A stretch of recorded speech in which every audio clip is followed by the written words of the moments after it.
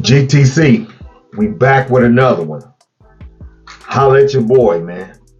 Make sure you hit the like button, man. Hit the like button. Subscribe. Get a membership.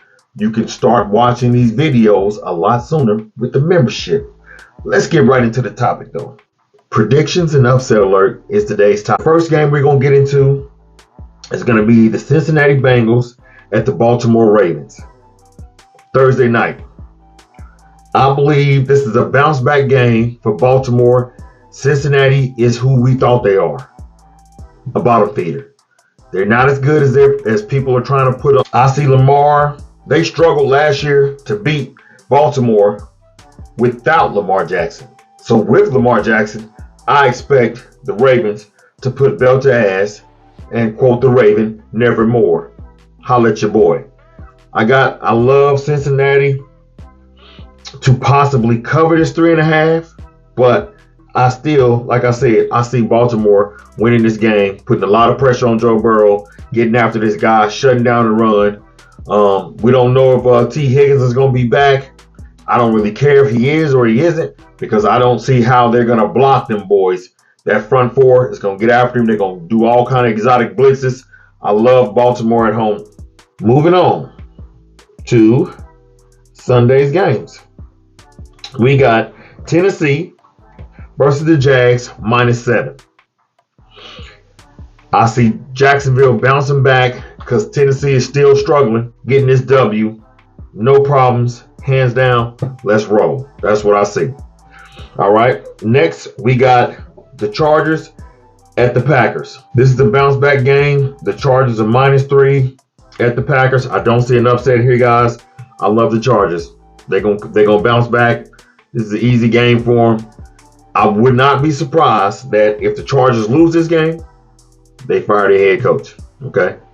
It's one of those games. Next, we got the New York Giants versus the Washington Commanders. I believe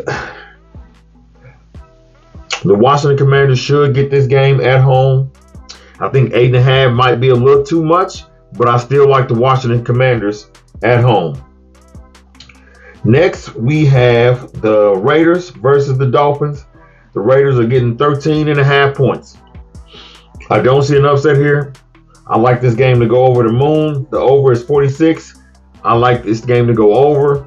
I like the Miami Dolphins at home to bounce back off that bad experience in Germany and that beat down from the Chiefs. All right. Next, we got the Cardinals at the Houston Texans. I expect this game to go over. I think 5.5 points is too much for the Texans to give the Cardinals because of Kyler Murray is back. So if I was a bettor, I would definitely take the Cardinals and them 5 points. Excuse me. Next, we have the Bears at Detroit. Even though Justin Fields will be back, I still don't see them being able to keep up with the Lions. I like the Lions with that 8. I like the Lions with that 8. Next, we have one of those interdivisional games, Cleveland versus Pittsburgh. They got Cleveland -1. I believe here's our first upset, guys. I like Pittsburgh to beat them. No Deshaun Watson. That offense is not going to be. It's going to be a battle of defense and who you trust at quarterback, either Pittsburgh quarterback or Cleveland's backup. I'm gonna take Pittsburgh quarterback. I like Pittsburgh to upset the Cleveland Browns at home. Next, we have Dallas at Carolina. I think this should be a bloodbath. It's really not. It's laughable. I believe Dallas should punish these boys. That 10 should be good. Next, we got Tampa Bay at San Francisco. San Francisco is they all about business right now because everybody doubting them and what they can and can't do. So I love San Francisco at home against Tampa Bay -11. I like that. The next one is an interdivisional game. The Rams at home versus the Seahawks. Seahawks -1. Even though Matthew Stafford is going to be back, I'm having a hard time seeing how the Rams is going to put this together even with Matthew Stafford back. Okay, Seattle's got a good secondary, so they should be able to keep up with Cooper Kupp and pull Nakua. That's what I believe. So I still like Seattle there. Next, we got the Jets versus Buffalo. Part of me wants to tell y'all that the Buffalo Bills is going to bounce back at home. But after that poor performance that we just saw them put on against Denver, and Denver defense ain't nowhere as good as the Jets defense. Okay? So I love the Jets in the upset. And even if the Jets don't upset them, I love the Jets with them 7 points that they given. Because I don't believe Josh throw a pick Allen can do any better. I don't see how it's gonna work. They're gonna lock down Stephon with Sauce Gardner. Beat me with your other guys. The secondary of the Jets and that front four is gonna put so much pressure on Josh throw a pick Allen that I don't think they're gonna be able to win that game.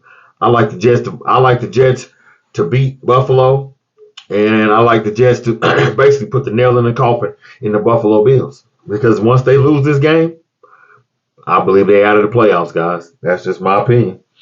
Next, we got the Minnesota Vikings at the Denver Broncos, -2.5. Denver is playing well. They playing real well. But they're not playing well enough to beat Minnesota. Upset alert, guys. I love Josh Dobbs to go in there and put the Vikings skull clap on the Broncos. You hear me? I want to see him put the skull clap on it. Skull. I expect him to put that skull on it. You know what? On them Broncos. That's exactly what I expect, guys.